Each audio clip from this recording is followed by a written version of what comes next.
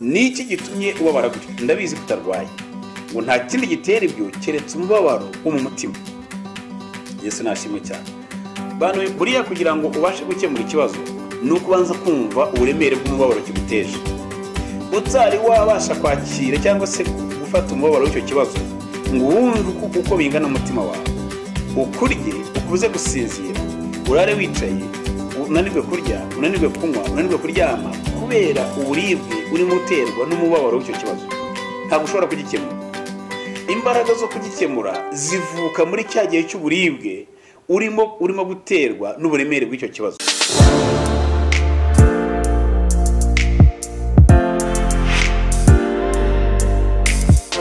Haleluya. Yesu nashimwe cyane. Tugiye kuganira ijambo ry'Imana. Uyu ni umunsi wa 10 dutangiye amasengesho y'iminsi 14 ayo tumaze iminsi dusenga kandi tumaze iminsi tuganira kuri ijambo rivuga ngo Imana idukureho igitutsi. Twagiye tubona ubusobanuro bw'igitutsi niki cyangwa se igisuzuguriro niki. Ikintu cyitwa igitutsi cyangwa se igisuzuguriro ni ikintu kiba ku muntu, cyangwa se gishobora kuba igitutsi ku muntu, gishobora kuba igitutsi ku gihugu, gishobora kuba igitutsi ku muryango runaka, gishobora kuba igitutsi ku itsinda ry'abantu runaka.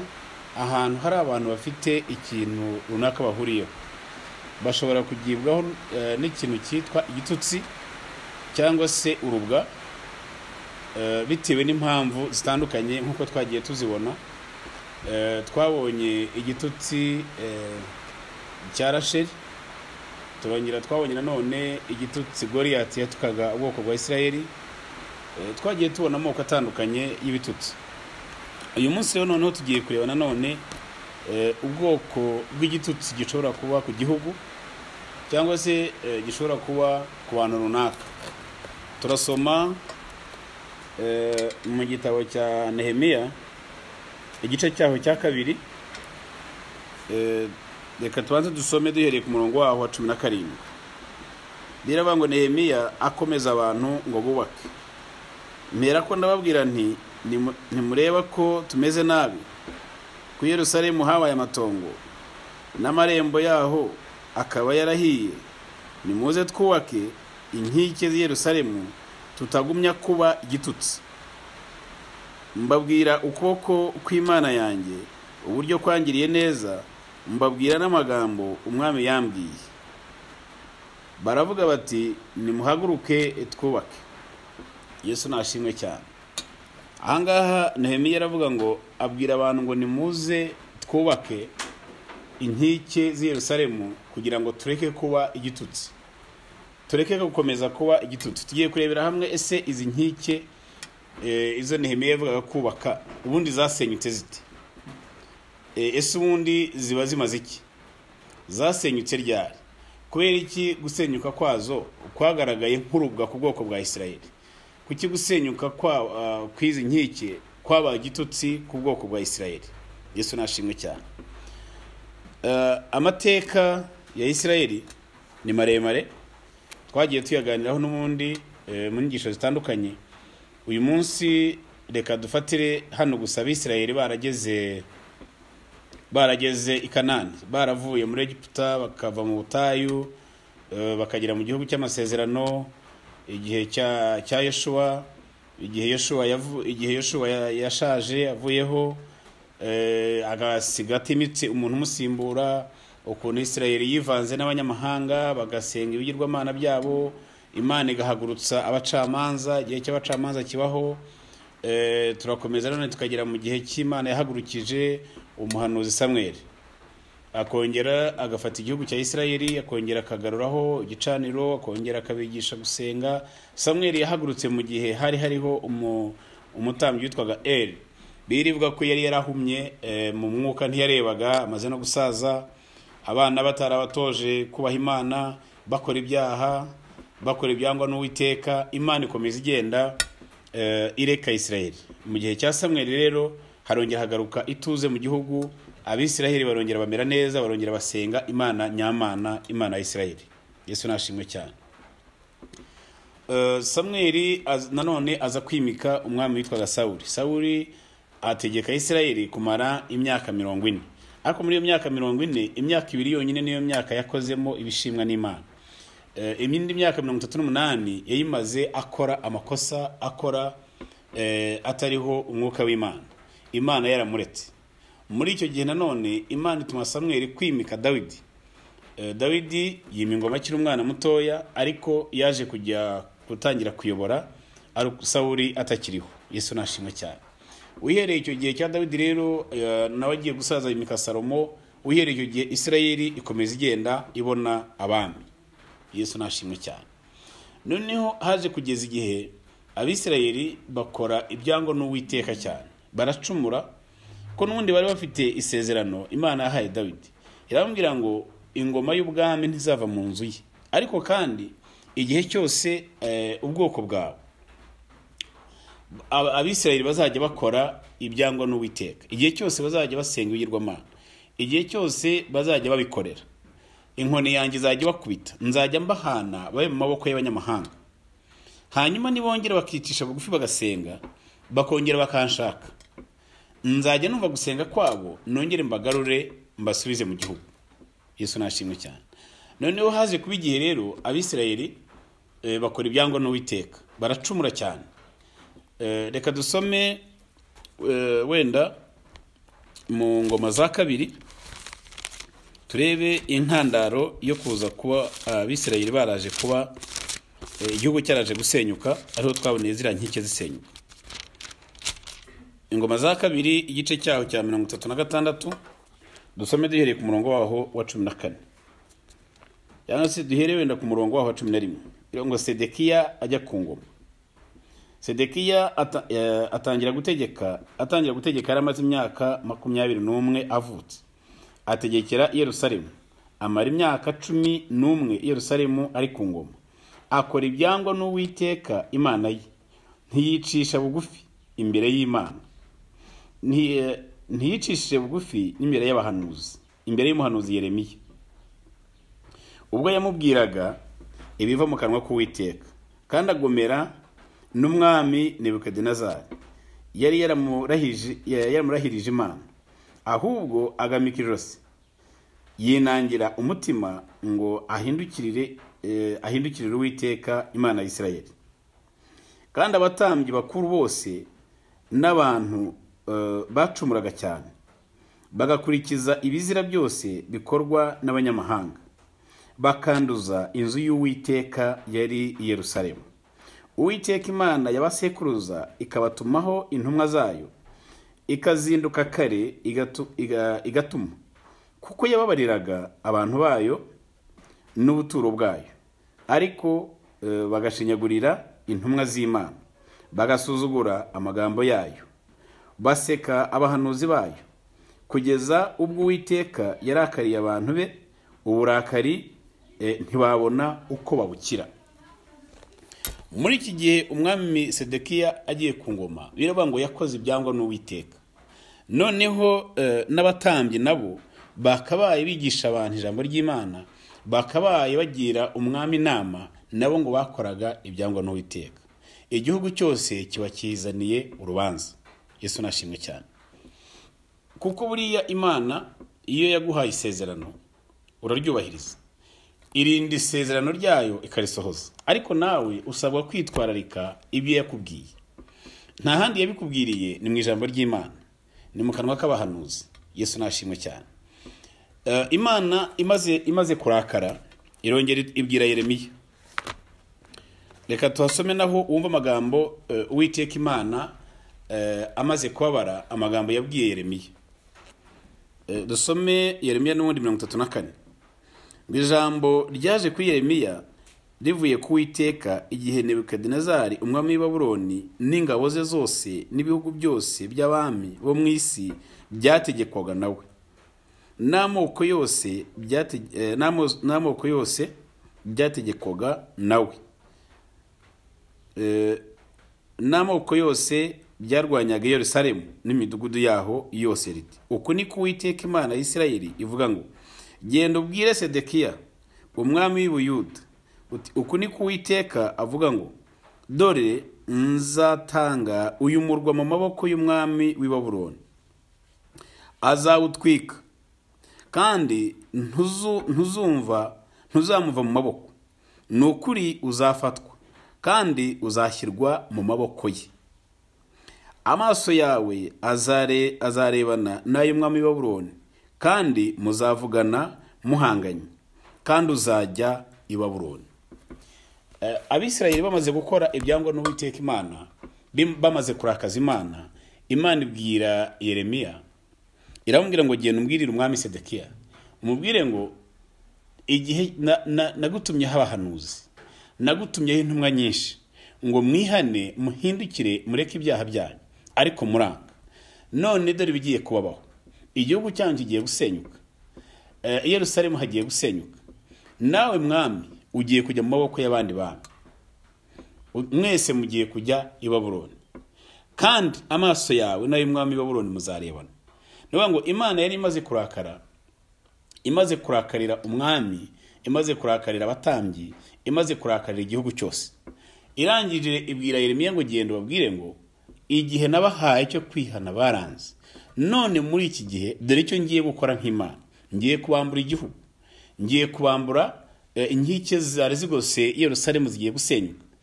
Muri icyo gihe umwami w'i Babuloni yarahateye, barahagota, barabarwanya, barabanesha, bafashe ibyiciro bikomeye bibiri by'abantu bari bahatuye. Icyiciro cya mbere batwaye umwami n'ibisonga by'ibwami n'abantu bose bari bagize guverinoma. Yesu nashimwe cyane. Bafata icyiciro cya kabiri cy'abantu bakomeye mu gihugu. Buriya hari abantu baba mu kategori ya mbere y'abantu abo bita ba nobo. Nuvuga ngo abantu bari muri iyo kategori ya mbere ni abantu bo mu nzego zikomeye, twavuga nk'aba minisitiri, aba perezida, aba depite, inteko ishinga amategeko, izo nzego zose zikomeye. Noneho haza kategori ya kabiri y'abakrage, ari ibamo noneho ba bantu bakomeye mu gihugu, abacuruzi bakomeye, abandi bantu bafite imirimo ikomeye mu gihugu. Abo bose baragenda batwarwa n'umwami w'i Babuloni, abatwara mu gihugu cy'iwabo. Yesu nashimwe cyane. Noneho mu gihugu muri Isirayeli hasigaye abantu, Bibiliya yita ngo hasigaye inzererezi, abantu bo mu cyiciro cya nyuma, ari bo ba peasants, abantu badashoboye kugira ikintu bakwimarira, batashobora kwiyobora, batashobora kugira ngo bacuruze, nta kintu na kimwe bashobora gukora. Abo ngabo nibo bantu basigaye muri icyo gihugu. Noneho abisirayeli, abohe mu majyepfo kwa Yuda nabo mu majyaruguru bose baragiye batatanira mu bihugu bitandukanye.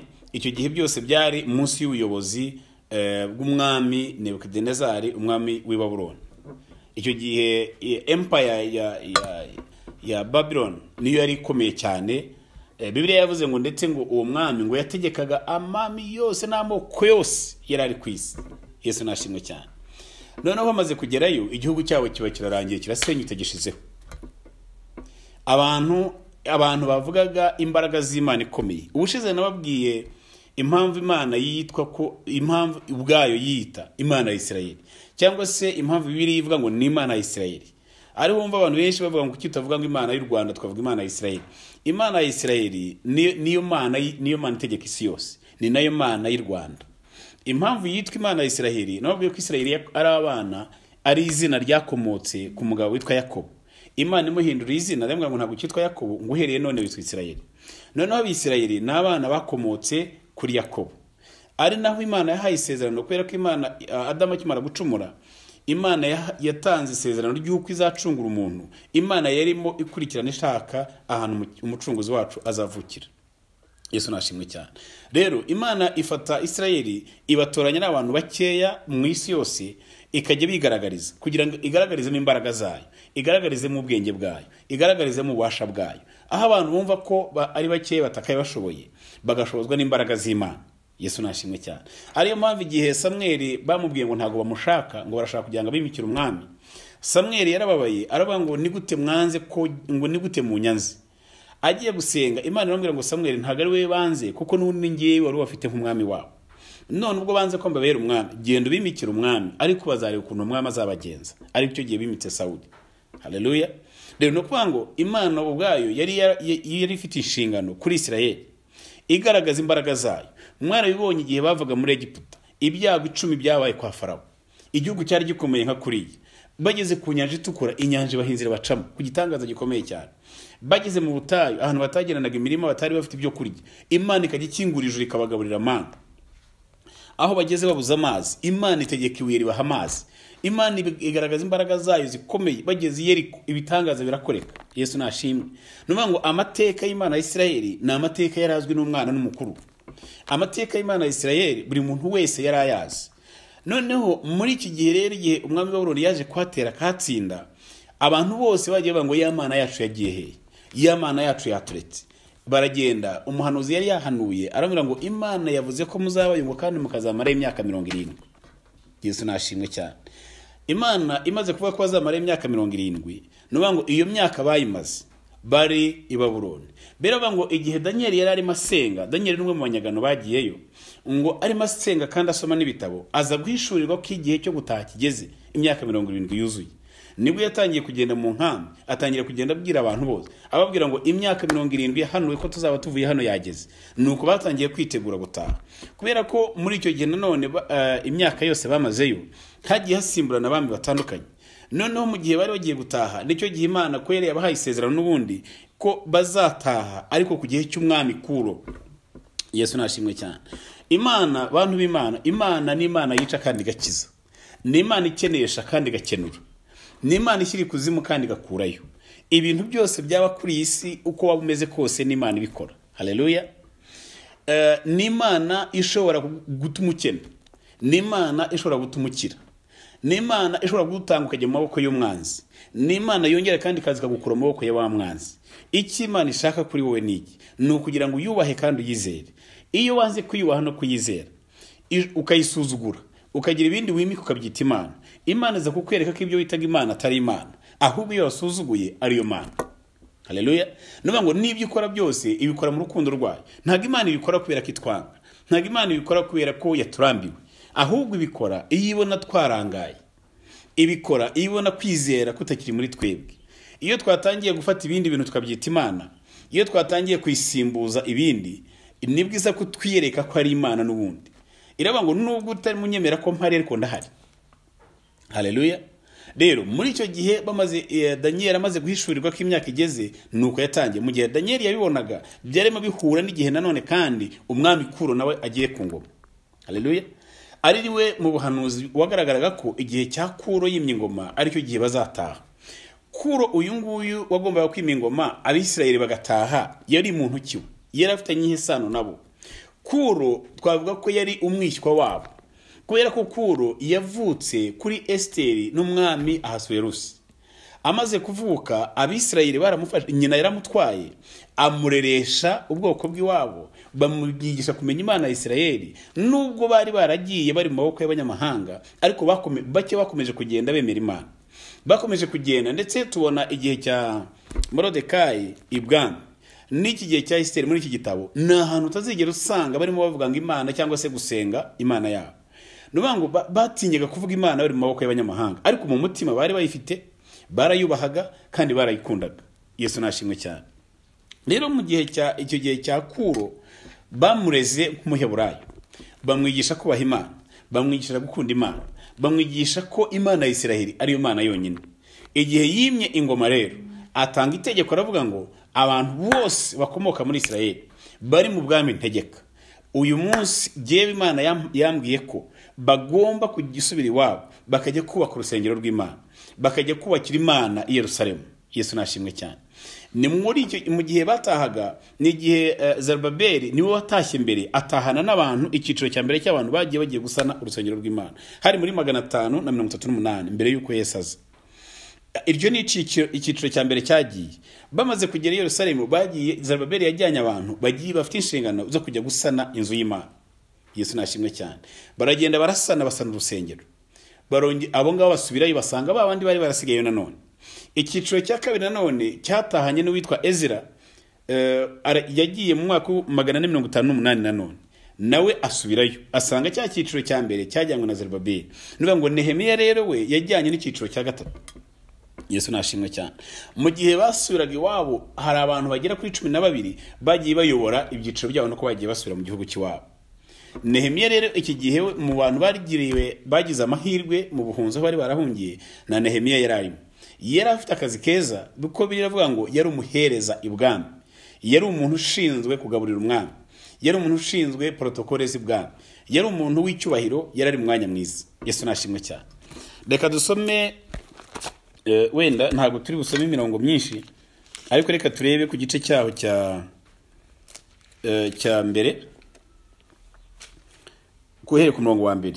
Bivuga ngo amagambo ya Nehemiya mwene Hakiriya mu kwezi kwitwa Kisirivu mu mwaka wa 20 ubwo nari Ishushani. Hanyuma Hanani uwo muri bene data yaraje azanye n'abagabo bavuye i Buyuda. Mbabaza inkuru z'abayuda barokotse, abari barasigaye batajyanywe ari imbohe. Mbabaza n'inkuru z'i Yerusalemu. Barambwira bati abari batajyanywe mu bunyage bagasigara mu gihugu cy'i Buyuda bagize amakuba menshi, baratukwa, kandi inkike z'i Yerusalemu zarasenyutse n'amarembo yaho yarahiye.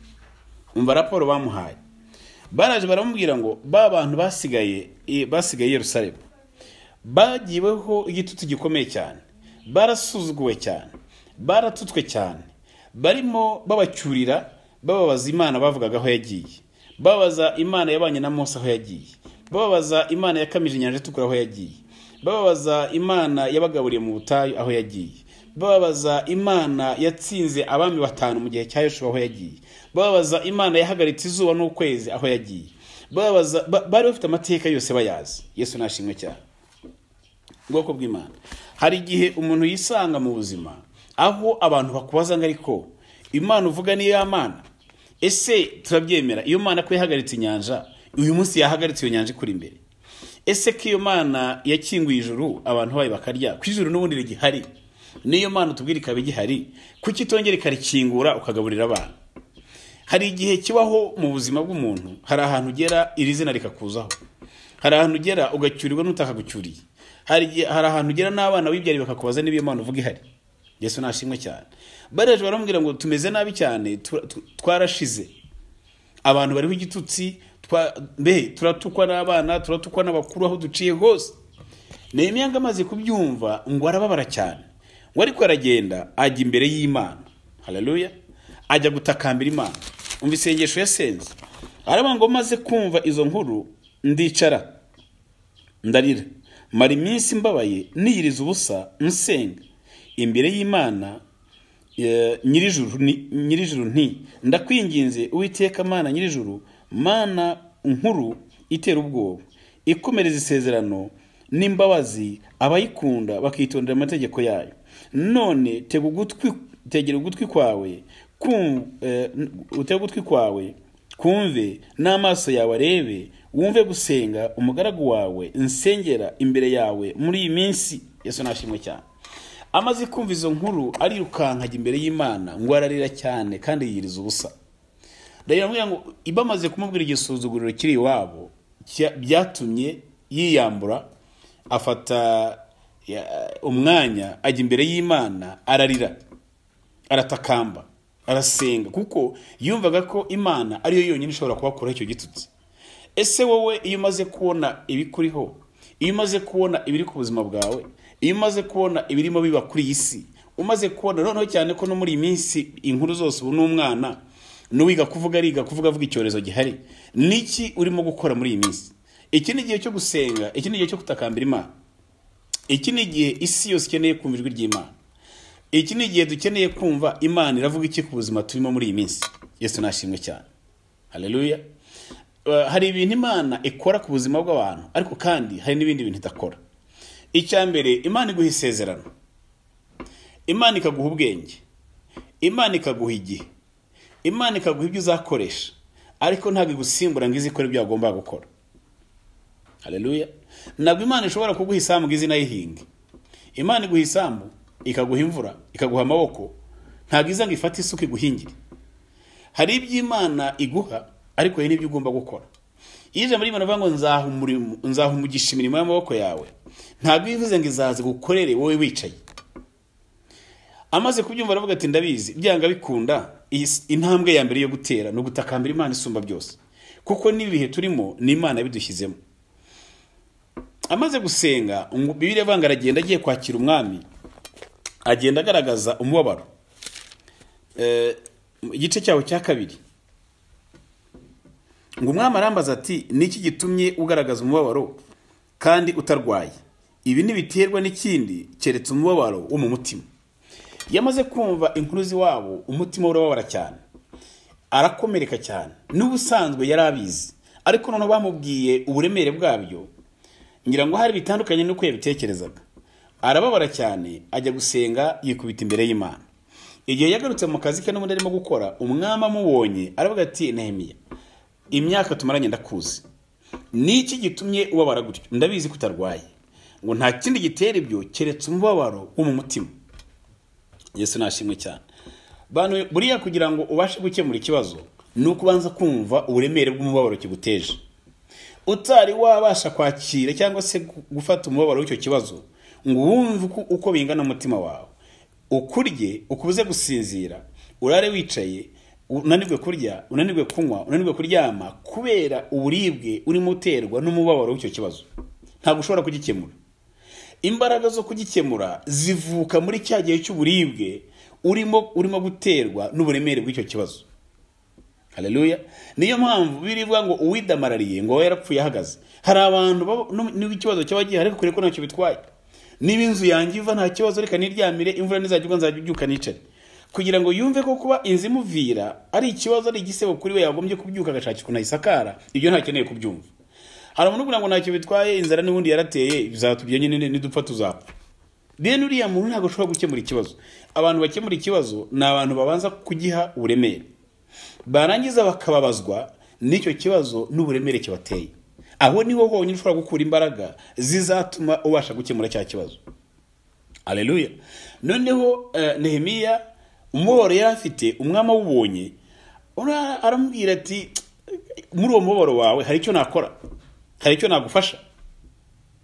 Wibuke ko Imana ukuntu ikora, buriya ahantu hose Imana ntigibura igisubizo. Yesu nashimwe cyane. Kandi biba byiza kubaho uzi gusoma no gukora interpretation ku mvugo y'Imana. Imana ivuga mu gihe, Imana ivuga ikoresheje abahanuzi, Imana ivuga ikoresheje ibimenyetso. Nk'Abisiraheli ngo iyo babonaga igicu kigiye bamenyaga ko Imana ivuze ngo bahaguruke bagende. Igicu cyahagarara bakamenya ko nabo bagomba guhagarara. Imana ivuga ikoresheje ibimenyetso, Imana ivuga ishobora gukoresha umuyaga uguciye imbere. Igihe cyose bireba ngo bene Isakari ngo Imana reba haye ubwenge bwo kubasha kumenya ibihe bakabisobanura. Imana rero isaba ko twiga kumenya ibihe, kumenya imvugo y'Imana. Ni ryari gukora iki, ni ryari kutagikora, ni ryari kubiba, ni ryari kutabiba, ni ryari kurangura ibi, ni ryari kutabirangura. Yesu nashimwe cyane. Haleluya. Rero amaze kubibona umwami arabaza ngo hari icyo nakora. Umva ukuntu yamushubije ngo mbyumvise ndatinya cyane. Umwami ndamusubiza nti umwami arakarama. Icyambuza kugaragaza umubabaro n'iki? Kumurwa n'abantu n'ibituro by'abasogokuruza habaye amatongo n'amarembo yaho akaba yarahiye. Umwami arambaza ati hari icyo nsaba? Nuko nsaba Imana nyirijuru. Wumva ukuntu abantu bazi ubwenge, abantu bamenye Imana. Umwami aramubajije ngo hari icyo nsaba, mbere yuko akimusubiza abanza kubaza Imana. Nubwo ugiye kureba, nubwo umuntu ukomeye yagiye gukemurira ikibazo, ndakubwiza ukuri atari Imana iguhaye ubwenge bwo kumenya icyo usaba muri icyo gihe n'icyo udasaba, wahubuka ugasaba ibitari ngombwa. Hari abantu hari umugabo umwe uba i Bugande bamwita Gatoki. Ni umuntu w'umuhanzi, arabyina ibibyino bijyanye n'umuco wabo. Noneho yigeze guhimbira, yahimbye ikishongoro, sinzi bw'ikishongoro niba ariyo mbyino. Icyo gihe perezida waho yendaga kwiyamamaza. Noneho ahimba ikishongoro kirimo kimukorera campaign. Amaze kugihimba kirangiye, ni inkuru nahawe n'abantu bavayo bamuzi. noneho ngo perezida mutumaho aramubaza ngo nkukorere iki, amubwiye ngo nkukorere iki, undi aramubwira ngo ngiye iyo ngenda n'amaguru biramvuna ngo ndagira ngo ngurire igare.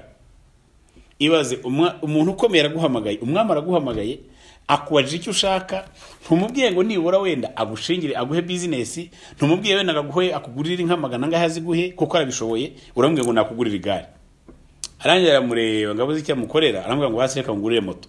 Nuba ngo yerebye ibitekerezo bye, aravuga ati mugurire igare nanjye nabantekereje reka mfe kumugurira moto. Utekereje igare nta bushobozi yabona bwo kujera imodoka, reka mugurire moto. Yesu nashimwe cyane. Ni umwuka w'Imana wonyine ugusobanurira n'icyo ugiye gusaba. Utabanje gusenga Imana ngo yibaze, wayisaba amaronji ku gitaro aho kugira ngo yisabe umurima urimo ibiti by'amaronji. Ngo arangije abwira umwami ukuntu yamusubije, musaba Imana nyirijuru, maze musubiza umwami nti niba umwami abikunze kandi umugaragu wawe nkakugiriraho ubuhake, unyoherereze i Buyuda mu murwa urimo ibituro bya basogokuru mbone kubaka. Umwami yari yicaranye n'umwamikazi arambaza ati urugendo rwawe ruzaba rw'iminsi ngahe kandi uzagaruka ryari? Nuko umwami yemera ko ngenda, dusezerana igihe. Murongo wa 7, kandi nsaba umwami nti umwami niyemera bampe inzandiko zo gushyira ibisonga byo hakurya y'uruzi. Nuba umwami niyemera ko ngenda, ikintu ndimo musaba nanone ampe uburenganzira, ampe permit, ampe icyangombwa kinyemerera kugenda. Yesu nashimwe cyane. Umwami ku murongo wa nyungu, umwami arabinyemerera abitewe n'ukuboko kwiza kw'Imana yanjye kwari kundiho. Yesu nashimwe cyane. Nubwo Nehemiya yavuganye n'umwami, umwami akamwemerera ibyo yamusabye, ntabwo ibyabaye yabyitiriye umwami, ahubwo yaravuze ngo ni ukuboko kwiza kw'Imana yanjye kwari kundiho. Bantu b'Imana, niyo umuntu yakugirira neza akagukuraho utatekerezaga ko wava ukagera ahandi, mbere y'uko ushimagiza wa muntu ngo umuzamure, banza ujye ku ruhande ushima Imana.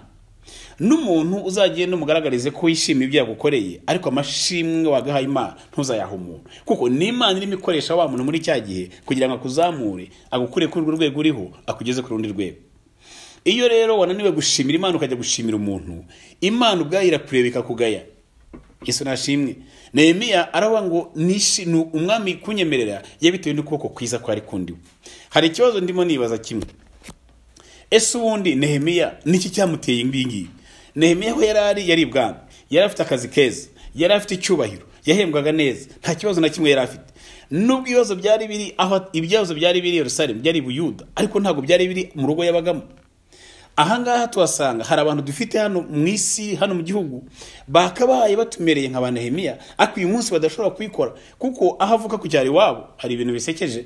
Hari umuntu wigeze kuba perezida muri Afrika, noneho imyaka yamaze ari perezida, nukuvuga ngo aho avuka ku cyari wabo nta n'umuhanda ujyayo wari uhari.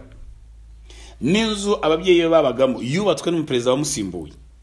Nuvuga ngo hari abantu bumva ko igihe cyose giye ahondi kuva ndamahoro, ibyo abandi birabareba.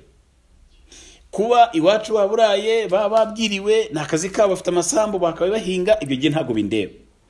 Kuvuga ngo ku cyari iwacu aho mvuka nta muhanda uhari, ntago bindeba. Ubete kumva ko ikibazo cy'abandi kitakureba. Nehemiya rero we numwe mu bantu nabyo mu bihe nk'ibi bibaho ku isi, Imana igenda ihagurutsa abantu bameze nka Nehemiya. Imana igenda ihagurutsa abantu bameze nka Ezira. Imana igenda ihagurutsa abantu bameze nka Zerubabeli. Imana igenda ihagurutsa abantu bameze nka Danieli. Imana igenda ihagurutsa abantu igihe cyose yimika abami bameze nka Kuro. Yesu nashimwe cyane. Nawe nubwo imahanga aho yari yarameze neza, ariko nagira ngo nawe ntago yari yishimye, kuko iyo uri mu gihugu kitari cyawe hari uburenganzira wamburwa. Icyambere, umuco biroroshye kutakara, kandi biragoye kugira ngo igihugu kibe cyatera imbere kidafite umuco wacyo. Biragoye kugira ngo igihugu kibone intwari zitubakiye ku muco wacyo. Nta ntwari ishobora kuba mu gihugu ubutwari bwayo itabukomoye mu muco wa cya gihugu. Ntabwo ushobora kubona intwari zishobora kwitangira muri abantu benshi mu gihe cy'amateka muri za 59 muri za 1961 abanyarwanda bavuye mu gihugu bagahunga bakajya mu bihugu byo hanze. Abagiye bose siko bagarutse. Hari abahunze bigira ndakoresha urugero rw'igihugu cya Uganda ko nicyo nzi. Hari abagiye mu byaro by'Abagande bahinduka Abagande n'uyu munsi basigayeyo. Hari abagiye mu Bakiga bihindura amazina bahinduka bakiga baracyabagumayo. Hari abagiye mu bice bitandukanye bagumayo, hari n'abandi bantu bagiye bagenda batura hamwe nk'abanyarwanda, barahaba bagenda baba mu nkambi aho babatuje barahatura. Aho niho uzasanga umubare munini w'abantu bakomeje kugumana wa muco w'abanyarwanda, bakomeje kuramukanya nk'abanyarwanda, bakomeje kubana nk'abanyarwanda, bakomeje imbyino z'abanyarwanda. Ni naho hantu hagiye hakomoka abantu benshi bagiye batekereza ibitekerezo byo kongera gusubira mu gihugu cyabo, bakongera bagasubira uburenganzira bwabo. Abagiye mu Bagande baracyariyo n'ubu, abagiye mu Bakiga baracyariyo n'ubu, ariko abakomeje ari abanyarwanda niho hantu hakomotse abantu batangiye kugenda bagira igitekerezo cyo kugaruka. Yesu nashimwe cyane. Rero nabo abagiye nanone nabo ntugire ngo bose niko bagarutse, harabagumyeyo, harabagiye bahindura amazina, bahinduka abanyamahanga. Mu gihe nk'icyo cyose kibayeho, Imana uko Imana irica kandi igakiza, irakenesha kandi igakenura. Haleluya. Imana ishyira kuzimu kandi igakurayo. Ayo ni amagambo umuntu witwa Ana yavuze amaze kubyara Samweli, amaze kubona ukuntu wari ingumba byaye, aravuga ngo menye ko ari Imana, ngo Imana ishobora kugukenesha kandi kanagukiza. Imana ishobora kujyana ikura umutindi hasi mu cyavu ikamwicazanya n'abakomeye, yakuzamura kandi yanakumanura. Ni Imana ishobora byose. Haleluya. Noneho Imana igenda ihagurutsa abantu. Muri icyo gihe, igihe cyabo cyo gutaha kigeze, Daniel nkuko nabibabwiye amaze kubivuga, igihe Imana yateye umutima wa kuri ishyaka ryo kubabwira gutaha, abantu batangiye kwiyambamaranya bagenda. Icyiciro cya mbere kiragiye, icyiciro cya kabiri kiragiye, icyiciro cya gatatu cyari gisigaye kugenda. Nuvuga ngo Zerubabeli yagiye yubaka urusengero, atangira gusubiza igicaniro cyo kugira ngo bongere basenge Imana. Ariko inkike, akamaro k'inkike karakaye bwari uburinzi bw'igihugu. Yesu nashimwe cyane. Nuvuga ngo nubwo yabikoraga, ariko igihugu cyari kikiri exposed ku mwanzi. Ni nkuko waba ufite igihugu kidafite ingabo, kidafite polisi, kidafite, nuvuga ngo ubu mu Rwanda tubaye nta basirikare nta bapolisi, umuntu uvuye Kongo akaza agakora ibyo ashaka mu Rwanda, uvuye Uganda akaza agakora ibyo ashaka mu Rwanda, uza akanyaga inka z'abaturage, uza akangiza imyaka yabo, uza agasahura amaduka yabo, uvuye Tanzania agakora ibyo ashaka, uvuye Burundi agakora ibyo ashaka. Nuvuga ngo bari bahari ariko nta burizi bari bafite. Noneho Nehemiya bayimubwira bavuga ati no, niba Zerubabeli ariyo mukaba mwe munasenga, ariko mukaba mukiriho igitutsi, igikenewe cyo gukora ubu ngubu ni ukujya kubaka inkiki. Yesu nashimwe cyane. Igihe bagiye kubaka inkiki, yagezeyo akubitana, amaze gusaba uburenganzira umwami w'umuhaye, akubitana n'ikibazo gikomeye cy'abagabo bazaga kumubuza gukora. Abangaba bazaga kumubuza ni abagabo batatu. Reka dusome abaje kumubuza ni abagabo batatu. Harimo witwa Sanibalati, bivuga ngo uw'umuhoroni, na Tobiya umugaragu w'umwamoni, na Geshemu w'umwarabu. Babyumvise baraduseka, badushinyagurira, baratugaya bati ibyo mukora ibyo ni ibiki? Murashaka kugomera umwami? Nuvuga ngo bo bari bazi ko bari baramaze gushyiraho iteka. Uyu nguyu Sanibalati yari guverineri wa Samaria. Abangaba bari abayobozi, ntugire ngo bari abantu bari aho ngabo b'abana boroheje. Noneho babonye Nehemiya atangiye gusana inkiki, baravuga ati uyu nguyu arimo araruhira ubusa, biriya bintu yubaka turagenda tubisenye. Igihe bari bazi ko bagiye kuza kubisenya, baje kumurwanya, abiyegeranyije baje kumubaza ibyo akora, icyo yakoze nta kindi yaberetse yabaroho. Arababwira ngo ibyo ndimo gukora mbifitiye uburenganzira. Niyo mpamvu kubarwanya ngo babuze babitinye. Noneho batangira kubacina ibyo bango ibyo murimo kubaka ibyo ngibyo ntibinakomeye, niyo hazi ingunzu zikabyurira bizagwa, batangira kuwakwena. Ariko kubarwanya no kubabuza ntabwo byari bigikunze, kubera ko Nehemiya yamaze kubereka ko ibyo bakora bifitiye uburenganzira. Yesu nashimwe cyane. Haleluya. Nuvuga ngo habaye igihe cy'umwami wabambuye uburenganzira, ariko nanone hongeye kuba ikindi gihe cy'umwami wabahaye uburenganzira. Bwoko bw'Imana, buriya ibihe birasimburana. Ibihe by'umubabaro bijya bisimburwa n'ibihe byo kwishima. Hari ukwambura uburenganzira ariko hari n'ubugusubiza. Muri iki gihe Nehemiya nubwo yari ibwami nkuko nabibabwiraga n'ubundi, nawe ntiyari yishimye ko ari uburenganzira atarafite.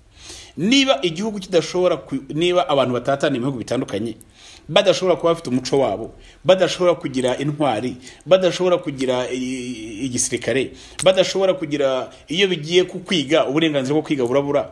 Niyo mpamvu benshi babasaba guhindura amazina kugira ngo babone ukuntu biga. Nuvuga ngo hari uburenganzira ku mutungo, hari ibintu imitungo itimukanwa urayisiga.